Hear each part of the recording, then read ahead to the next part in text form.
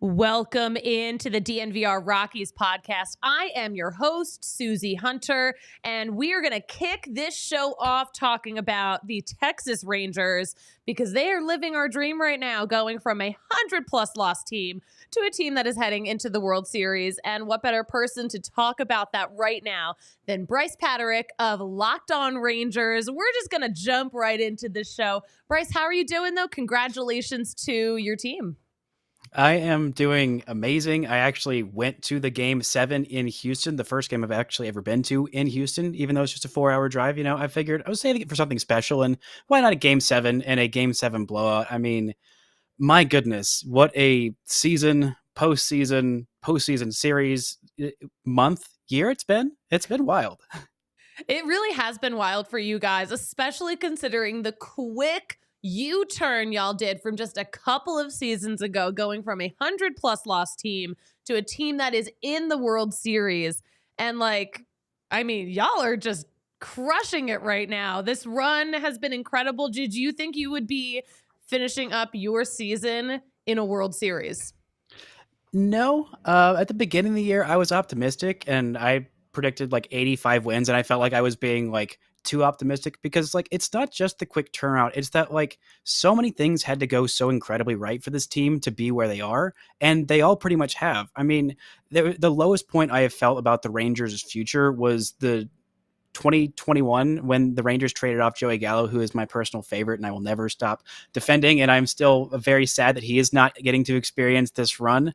But I saw no hope for this future. There were a few prospects that were bright and on the radar. I mean, there was Josh Young was in the system, and I saw him at Texas Tech quite a bit, and I thought, all right, this guy's gonna be pretty good. But outside of that, there was not a whole lot of hope. And there was all this big talk about how, the Rangers are going to spend this offseason for the entire back half of 2021.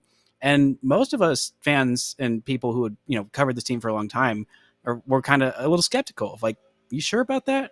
There's been no big contracts given out since Shin-Soo Choo in 2014. And then they go and they sign Semien and Seager and Jon Gray all within 48 hours of each other. And you think, okay, they're going to spend the money. Let's see how this works. And it's worked out really, really well. Oh my gosh. Yeah. I remember that 48 hours. That was like a blur for the entire baseball world. That must be so cool. It must be so cool to be the center of the baseball world for spending $500 million on players that you hope will bring you to a World Series. And then, of course, that was 2 seasons, or at the end of, 2 seasons ago. Last season, the payout didn't really come right away. How did fans react to that after spending all that money and not seeing the ultimate result? I think there was some thought from a lot of casual fans who were like, okay, well, why do we do all that? This team still sucks. And those players, they were fine, but not great. I mean, Marcus Semien had an absolutely awful start to the first 2 months of the season. He was just absolutely terrible. But I mean, there was a lot of different factors going into that. He was also one of the ones on the players committee negotiating the new contract in the lockout. There was a new, a shortened spring training, and he was never really a fast starter to begin with. So I think all of that combined with the pressure of having that big new contract hanging over his head and wanting to lead this team to, relevancy at least. And it was a lot for the first couple of years, or for the first year at least. And Seager was fine. He was healthy, and the shift, robbed him of a lot of base hits, and his underlying data was a lot better than his actual numbers were. But this team still had a lot of things to fix. I mean, you buy 2 middle infielders that are great. You buy Jon Gray, and you bring back Martin Perez. But outside of that, there was so much to fix. The rest of the rotation was kind of a mess. The bullpen was kind of a mess. The offense was fine, but when you have 3 out of your 5 starters are pretty bad, it's hard to notice how good the offense is. And that's why, and they were also historically bad in 1-run games. So that made that 94 loss team that was probably, in reality, 5 wins better than that, but still not great. And then you have to go buy an entirely new rotation the next year. And that's when you actually start to see the dividends. Oh my gosh. Yeah. It's, it never works out the way you think it's going to. Fans in any team, in any fan base have to be patient. But my gosh, you guys you are going for it. Let's bring it back to the big 48 hours. I want to talk about Jon Gray, a player that we loved so much here in Colorado, who wanted to stay in Colorado from what we understand about the situation, but he got his bag in Texas, and now he's getting to a World Series too. What's it been like with Jon Gray, and do you think we'll see him in this World Series? I think we might. It's questionable to what role he's going to play because he only pitched in one game in the ALCS. He went on the IL. He had a great final start in the season. He was healthy for basically the entire year. Like, he was a guy who has had some injury bad luck throughout his career. He was healthy for most of last year, and he had a 2-month stretch in June and July where he was absolutely phenomenal. But he had a different 6-week stretch where he missed time with an oblique injury last year. This year, he really had pretty good injury luck. He had a couple of different times where he got hit in the arm and once in the leg with 110 mile an hour plus line drive that you thought immediately, oh, that's a broken bone. He's done. He's absolutely done. And he just missed a start for each of those. Just one start missed and then came right back. And you're like, oh, okay, I guess Jon Gray is getting really lucky. Then his last start of the year was against the Angels, and he pitched masterfully, and the Rangers won. And he came out a little bit early. He thought, oh, okay, he's just like feeling a little bit of tightness in his forearm, like just the ball was kind of slick. And so you thought, oh, okay, well, that's not great, but like it doesn't sound like that's that big of a problem. And then before the Saturday game, where the Rangers ended up clinching their playoff spot, because it really came down to the wire, he was supposed to be the starter in that game, but they put him on the IL with forearm tightness, and you thought, oh no. Oh, no. The Rangers, with the historically bad bullpen, are gonna have to pitch a bullpen game, and they did, and they won that game, and they lost game 162 and lost the division. But Jon Gray, if he was healthy like that, I would feel so much better about this team, because I mean, like I said, they bought basically an entirely new rotation, and Jon Gray was one of two good starters last year. Him and Martin Perez were, the only reason the Rangers won basically any games last year. And I hope that he's a little bit healthier this round. He came out of the bullpen last round in that one game that he pitched in. He looked okay. He did give up a run.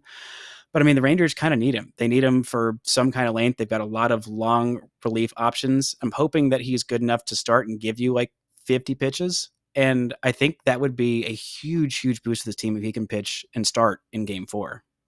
Yeah, that definitely would be huge. I mean, it's got to be nice to have Max Scherzer back off the IL too, though. Those two came off on the same day. Yeah, what's it been like having him around recently, these past few months? It's been great. I mean, there was a lot of talk from Mets fans of, wow, I can't believe y'all wanted this old washed guy. He's not actually that good. He's really not that good. And I mean, credit to the Rangers and their pitching staff. I mean, Mike Maddox has been absolutely phenomenal. He worked with Max Scherzer back during his Cy Young years with the Nationals. He was with the Rangers for a long time in their runs in the 2010s, and went to St. Louis for a little bit, and also went to the Nationals for a little bit, and then came back for this run. I think he really kind of fixed something with Max Scherzer, and he was great with the Rangers down the stretch, and then he got hurt, and he was back just so much sooner than anyone expected, because initially the thought was he wouldn't be ready to be fully back until like 3 days after Game 7 of the World Series. But he worked his freaking tail off to get healthy and, to do everything that he could in his power and just champing at the bit to get in. And, he didn't look amazing, but I think he was better than the numbers indicate in his 2 starts in the ALCS. They were basically rehab starts in the ALCS against the Houston Astros, and he did okay. Like, he did what was asked of him. And if he can be more the Max Scherzer that he was down the stretch with the Rangers, I think that is a huge, huge advantage for Texas in this World Series. Oh my gosh, it's so funny. Yeah, Mets fans will be the first ones to call anyone washed. Mm-hmm. Yeah, they did the same thing. They did the same thing with Jacob deGrom, and I'm like, he's not your problem. Go away. Go worry about your own team. They can't worry about their home team right now because their home team is they're in their off season. I love dunking on Mets fans. But anyway, okay, let's look forward at this World Series. I am so excited for this World Series. I think it's such an interesting matchup, to say the least. But what do you think? in terms of against the Diamondbacks, where are the Rangers' strengths? Where are the weaknesses? And where do you see this series going? So I predicted Rangers in 6. I think that's what it's going to take. I underestimated the Astros. I picked Rangers in 5 in that series. And after game 2, I was like, oh, it might even be 4. And then I was like, oh, nope. I'll take 7. I'll take whatever it is. But this Rangers lineup, I mean, it's incredibly deep. The thing about this Rangers team, their offense that makes them so good is that there are literally no holes in the lineup. I mean, Leody Taveras was hitting at 9th for most of this season and most of these playoffs, and he was absolutely incredible. He homered off Justin Verlander, and he's also playing great defense in center field. And then you have, Evan Carter, the little savior, as he was dubbed. He came up the game after the Rangers lost that sweep against the Astros at home at the beginning of September, and Adolis Garcia went on the IL. And he was absolutely phenomenal since then. He's hitting 3rd in this order, a 21-year-old with like a month in the big leagues. And so you've also got Adolis Garcia, who we all saw was absolutely phenomenal. I'm glad he got the big stage to shine where everyone can go see him, because I've known this guy for years. Is like he steps up in those big moments, and him getting that stage is awesome. Basically, this lineup is an edge over pretty much every lineup in baseball. The top 2, I think, in the Rangers rotation has an edge. I mean, 2 really great pitchers over there on the Diamondback side, but I think, Eovaldi and Montgomery have been absolutely sensational. And then, I don't know, the defense is a slight edge to Phoenix or Arizona, excuse me. Sorry, I'm just used to. I should be used to both the state names because it's 2 different states against each other. We all know what you mean. Game. Yeah, we know. And obviously the Diamondbacks have a little bit of an edge in the bullpen. I don't think it's as big an edge as most people are saying, because both these bullpens were really shaky during the regular season, and they've gotten hot at the right time, and they've got a few guys who they trust back there. So this is going to be a hard-fought series, and I think it'll come down a lot to the game 3 and 4 starters, whoever that may be. I think for the Rangers at this point, I'm betting it'll be a kind of tag team start of Andrew Heaney and Dane Dunning. That combo worked very well in ALDS Game 1 against Baltimore, where the Rangers won that game. So this is going to be a fun series, and a series for the real baseball sickos that really know ball, like not the casual. This is not for the casuals, but you know what? Who cares?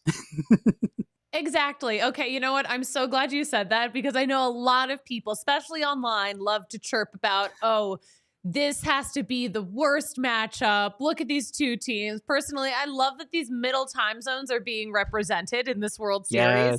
Thank you. Very fun for all of us. But I'm so glad you were able to join the show. I'm wishing you guys a lot of luck. I think it's going to be a really fun series. Tell us where we can follow all of your Rangers coverage. So you can find me on Twitter at Brice Paterick. You can find the show at Locked On Rangers, and subscribe to Locked On Rangers wherever you get your podcasts and on YouTube. Thanks so much for having me. Brice, thank you so much for coming on. We will definitely check in with you again soon, but good luck out there. Thank you. All right. Listen, we're keeping an eye on who will be crowned World Series champ. But before that, we're going to find out who's getting crowned from DraftKings Sportsbook, because listen, DraftKings Sportsbook, the crown is yours when you are betting with them. That is for sure. And I'm trying to... hold on one second. Kale, are you betting anything on DraftKings Sportsbook this week? No. No. Did you go too hard? Yes, I've been... Football this season has not been kind to me. I'm so sorry to hear that. Looking forward for basketball to be back, where I consistently know what I'm talking about. Versus football, I'm just betting blind, and it goes one way or another. But I'll be back with basketball. Listen.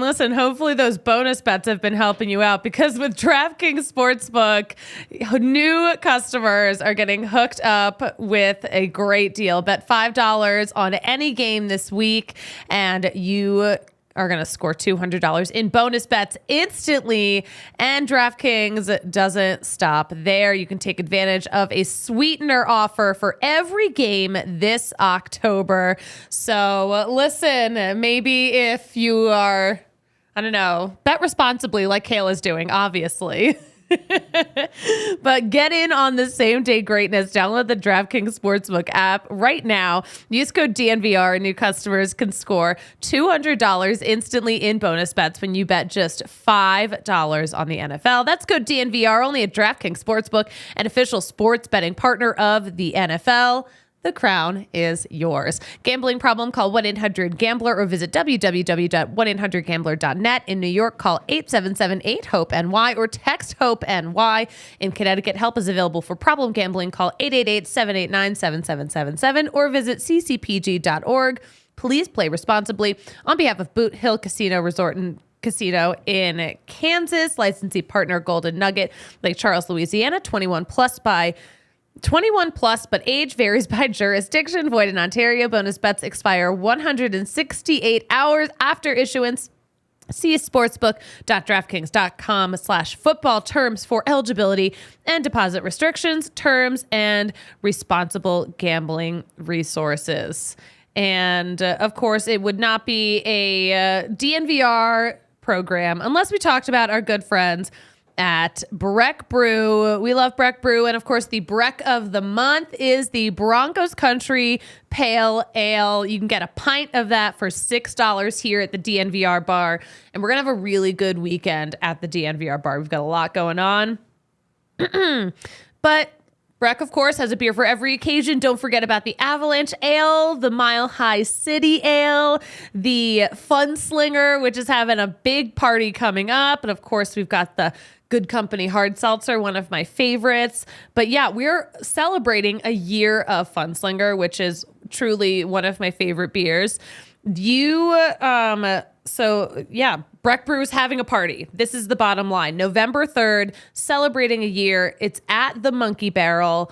Opening day parking lot party. Doors open at 5 o'clock, and the first 100 guests get a free Fun Slinger lager. There's going to be games and prizes.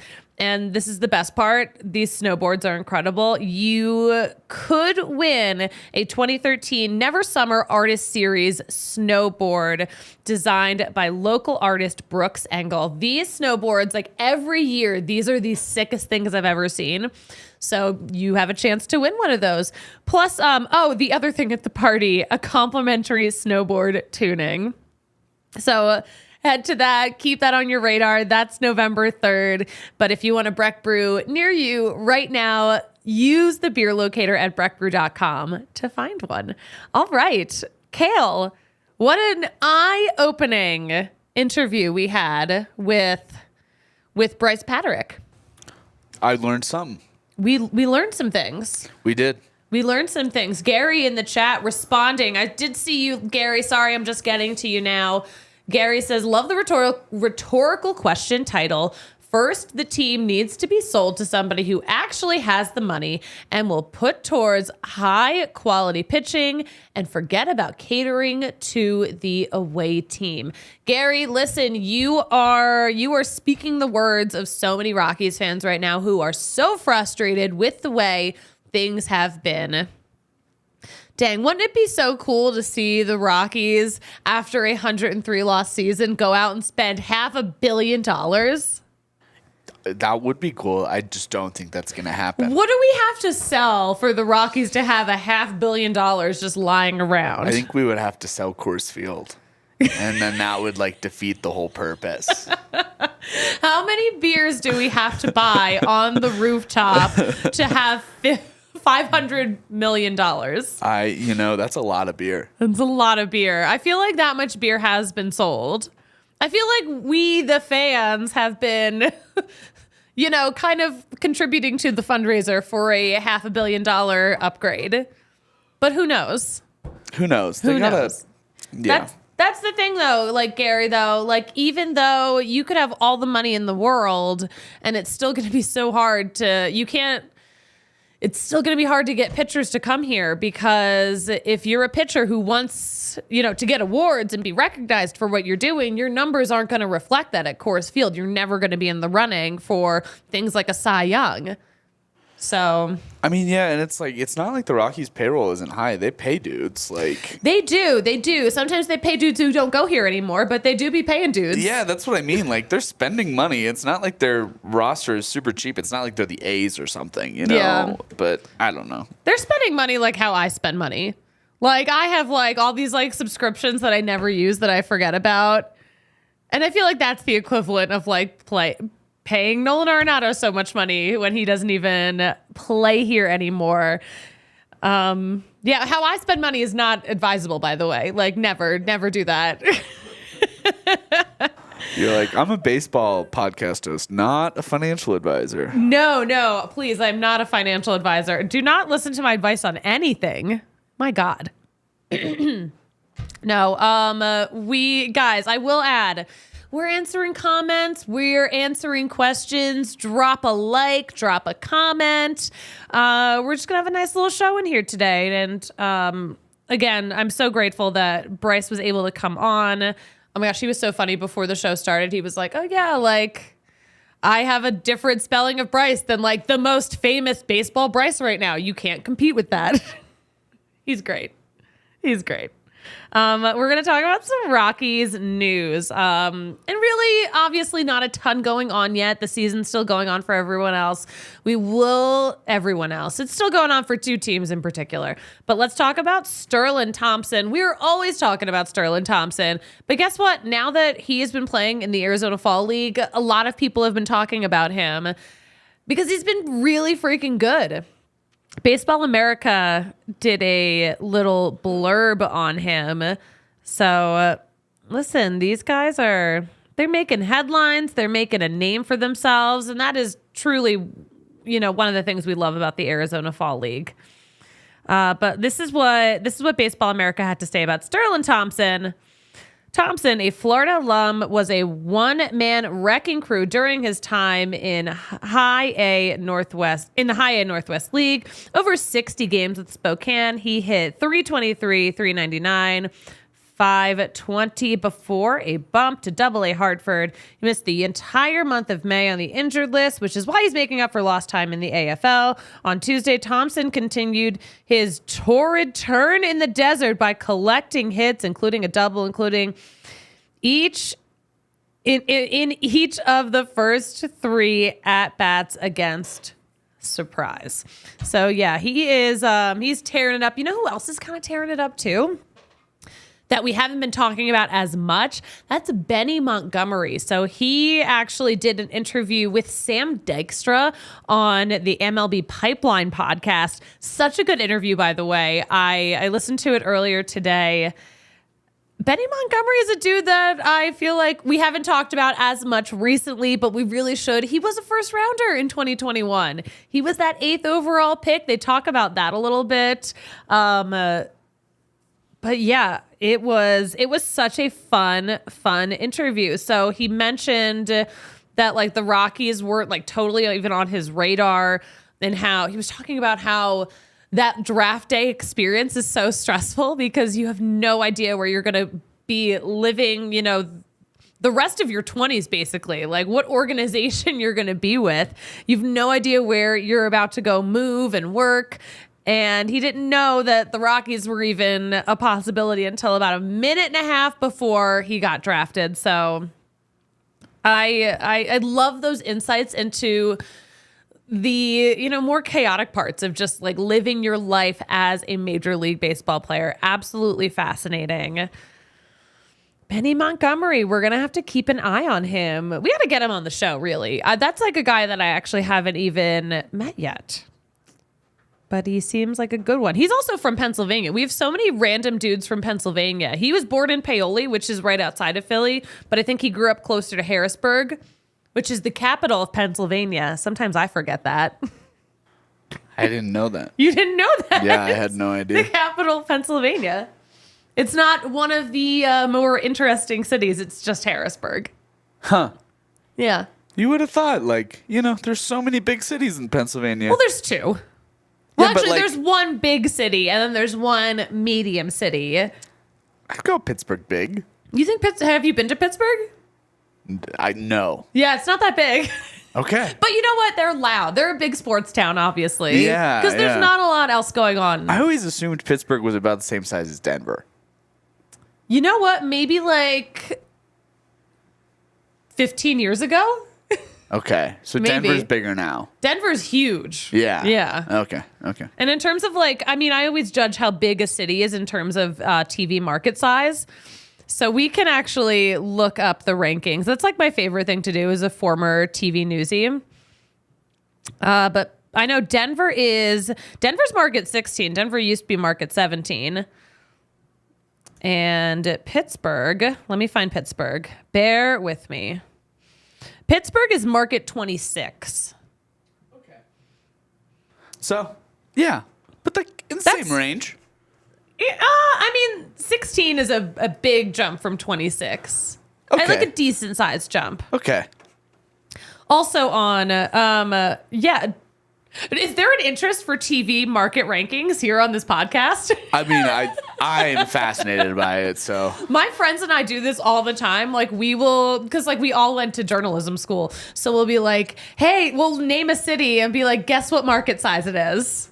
And as hints, I'll like be like, okay, so it's like between this and this.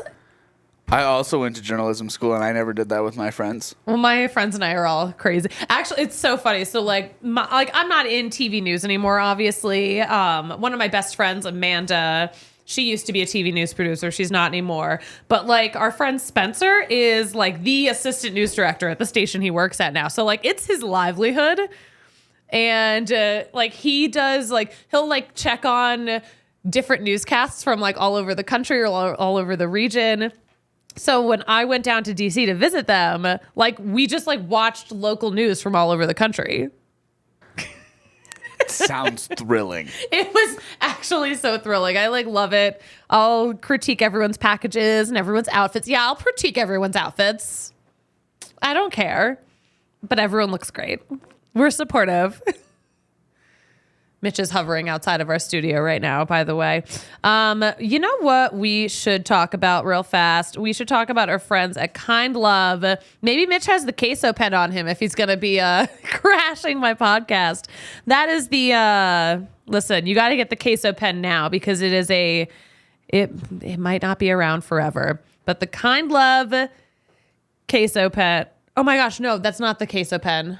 Oh my gosh. No, that's illegal, Pete's. We're talking about the joint packs. Oh my gosh, I'm so sorry. Sorry, guys. I got in super late last night. We're talking about Kind Love. We're talking about our amazing joint pack. That is like the coolest thing ever. They're so cute. They're like these little tins, and it's like a little pack of 5 joints, either sativa or indica. They're called Immaculate Vibes. They're $25. You can get them at both Kind Love locations, or you can use the code DNVR and get 20% off, so it's even cheaper. Kale, what would we do without you? Our weed guy. I mean, I'm nothing if not a brand. He has the best look on his face right now. He's just like, Kale, thank you for throwing me that life preserver right there. I feel like I'm on the Titanic right now. Visit any of Kind Love stores. They have a store in North Denver. They have one in Cherry Creek that's in that same shopping center as the Target, the PetSmart, like right off of Alameda and Colorado Boulevard. So that's like my prime. That's like the epicenter of where I run errands. So I should probably refresh my supply. But visit one of their stores, mention DNVR, and you're going to get the exclusive DNVR listener discount of 25% off all Kind Love flower, pre-roll, and their turbo joint line. You can find their full menu at kindlove.com. And if you want to order ahead online too, use code DNVR for online ordering too. Couldn't be easier. kindlove.com. We love Kind Love. All right. The turbo joint be turboing. What else do we want to talk about today? So many managerial shakeups happening around Major League Baseball. Of course, we've heard that Dusty Baker is, in fact, retiring after this season. And his season's over, so he's retiring. He will retire from managing. He still wants to stay in baseball in some capacity. But what a career. What a career he's had. What a season to end on. And yeah, good for you, Dusty Baker. You deserve it. Okay, so we know in San Francisco, Gabe Kapler was let go at the end of this season. Bob Melvin is apparently heading to San Francisco. The Padres manager, former Padres manager now, was granted permission to interview with the Giants for their managerial opening. And he is he's doing it. He's going for it. He is leaving. He's not finishing what he started in San Diego. But let's see. We had a little tweet right here. So apparently, AJ Preller said that the reaction from the players that he had spoken to, they apparently view it as a great situation, and they are hungry to return to the playoffs next year, and they trust that the Padres will hire a really good manager. So that is apparently how the players in San Diego are feeling. Man, I wonder. People keep asking me, this is probably one of the most common questions that I get here in the Rockies offseason, and that's if we see Bud Black coming back next year. And we got some weird vibes at the end of this season where, I don't know. I mean, like, I hope I'm just like reading too much into it. But, you know, I've mentioned before, Buddy seemed like just like a little more emotional than he has at end of seasons in the past. So with all those managerial openings all around baseball, I just wonder. I simply wonder, folks. And that's it. But I don't think he's going anywhere. I don't think he's going anywhere either. I mean, it's just like the Monforts don't move on from people without like overwhelming reason to. You know what? That is a great point. Like they just don't. Like, it's true. You know what? Well, you know what we say about them? They have hoarder energy. And that is the ultimate hoarder energy. Like, yeah. I really need a reason to get rid of this. And I'm a hoarder, so I can say that with confidence. Am I the Monforts, like, as a person? I really hope not. Let's hope not. Let's hope not. Although, then you would be very rich, so that would be cool. Man, I wish. I freaking wish. I wonder what they're gonna do in McGregor Square if Tattered Cover in fact is closing that location. I haven't even checked on what's going on over there, but apparently Tattered Cover filing for bankruptcy, and that's one of the locations they're supposed to close. That would be a bummer. That's like such a cool store. Such a cool store, and also like, you know, a store that's only been there it's only been in that location for a couple of years. Yeah. I feel like it didn't even really get a chance. But that's some really expensive real estate right there. Who's going to move in? Bar, probably. But like, man, poor Blake Street Tavern. I think they wanted to move somewhere around there. Yeah. I think we've heard that they wanted to go to McGregor Square, and now they don't even exist anymore. Maybe Chris will buy back in. You never know. You never know. Or, I don't know, McGregor Square might not want the competition with Tom's Watch. Oh, that's fair. That's fair. But also, like, can you really have enough sports bars near a sports stadium? I think that answer is no. I think that answer is no, too, especially here in Colorado, where we do have great attendance. But also, downtown's kind of a mess right now. Downtown's messy right now. I mean, As someone who drove downtown every day of the regular season, like, I saw some shit. Yeah, that's fair. You know? Like, literal and figurative. I saw some shit. Yeah. Unfortunately, there is some literal to that. Oh, my gosh. Michael in the chat. I don't think the Rockies need to replicate what another team has done. They have their own unique environment. They need to find their own unique formula, something they've rarely done before. No, you know what? That's not true. They are always operating to the beat of their own drum, and it just usually doesn't work well. They're a little too outside the box. I think the Rockies do have a reputation of doing things very differently than other Major League Baseball teams. We've seen that reported widely over the past couple of seasons, especially by the people who are closest to it.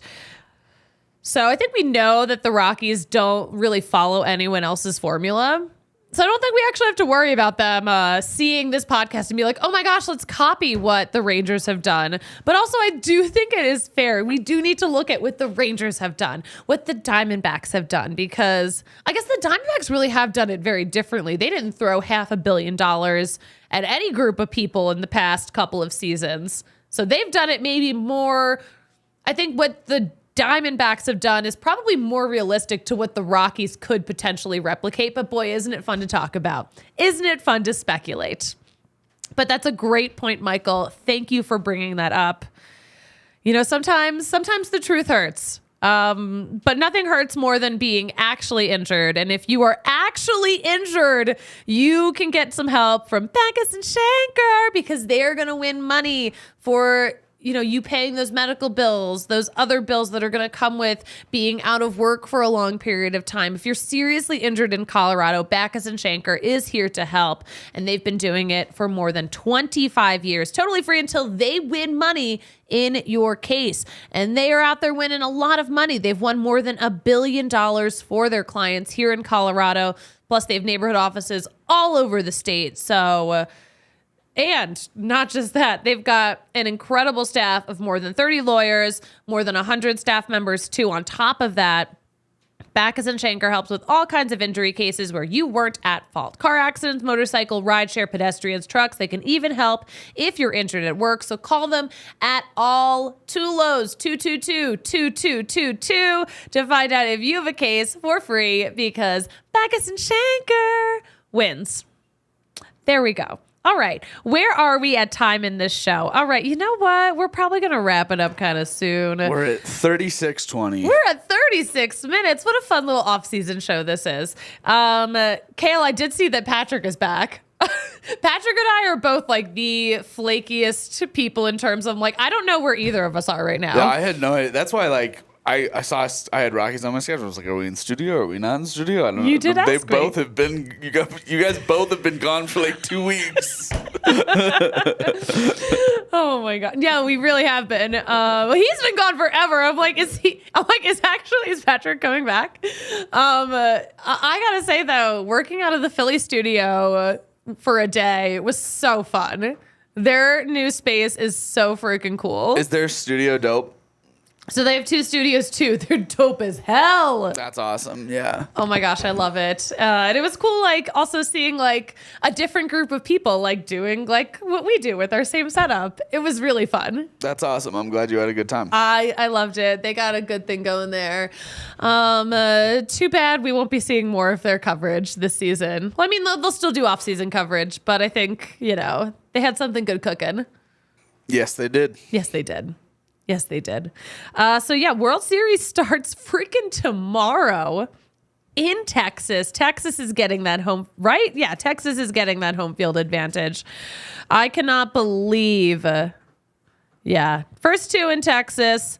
Game 3 will be Monday in Arizona. Damn. Crazy stuff. Hey, Taylor Swift's dropping a new album tonight, by the way. Oh. 1989 Taylor's version comes out tonight. Wow. So now I know what I'm doing at midnight. Yeah. Actually, we're going to a party later. I'll send you the deets. Okay. Thanks. I'm not hosting one, though. Okay. Good to know. We're going out. I'm going out tonight. That'll be so fun. So that's exciting for me. And also for, for the sports world.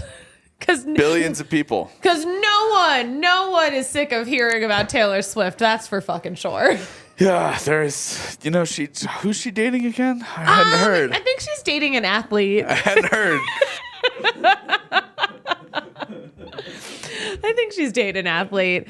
Guys, we have some really fun stuff going on at the bar. Of course, you can catch all the games right here at the DNVR bar. We have the Be a Good Person party coming up on Saturday. It's at 4:00 because I don't know if you guys have seen, we have a t-shirt collab with Be a Good Person, and the shirt drops on Saturday. So 4:00, we are going to have the official shirt release party right here at Colfax in York. Shirts are available. If you are wearing the shirt, you get a free drink. Who doesn't want a free drink? And also, it's a great brand. And there's going to be a raffle too. We love a raffle. We love winning prizes. All the raffle proceeds are going to go to the Volo Kids Foundation. We love Volo. We love what they do for the kids in our community and in communities across the country. But guys, who doesn't freaking love be a good person? I think maybe some more people need to hear that message and be a good person. Maybe I need to look in the mirror. I just came back from Philly and I know I'm a nightmare. Philly Suze. Philly Suze, she's here. She's here and she's annoying. Guys, thank you so much for joining this show. I will be back. I think my show is at... When is my show tomorrow? My show tomorrow is at 2? Is that this time zone? No, your show tomorrow is at noon. My show tomorrow is at noon. Ah, son of a bitch. You're good. No. It's at 4. What's tomorrow? Tomorrow's the 27th. It's all at noon. right. Guys, you know what? Keep your YouTube notifications on. I'll be live whenever we decide I'm live. No, I think the Nuggets are playing tomorrow. Yeah, okay. So then I'm at noon. Yep. All right, I'm at noon. My show's at noon tomorrow, guys. We're all finding this out together. That was exciting. You know what? That was thrilling content. I'm so glad you guys were here for it. That was a great story. I tell it at parties. Guys, join us right back here on the DNVR Sports YouTube channel at noon Mountain Time. I will be back with a Friday edition of the DNVR Rockies podcast. Kale, where can we follow your incredible photography? On Twitter, I'm at Killsorbo. On Instagram, I'm at Blue Eyes with a Backpack. Because he has blue eyes and he has a backpack full of camera gear. It's true. That's where the name came from. Origin story. You can follow me at the Suzie Hunter. The origin story on that is that it's my name. And it's the same username on all platforms, even Venmo. People always ask. Please stop sending me money. Or don't. I don't know. It's up to you. It's not my business. And follow all of the latest Rockies updates at DNVR_Rockies. And Kale, you know what? Rockies manager Bud Black loves to say all the time. What does he say? Says, fuck it, we ball. We'll be back tomorrow right here on the DNVR Sports YouTube channel. See you then. We all silly like the mayor.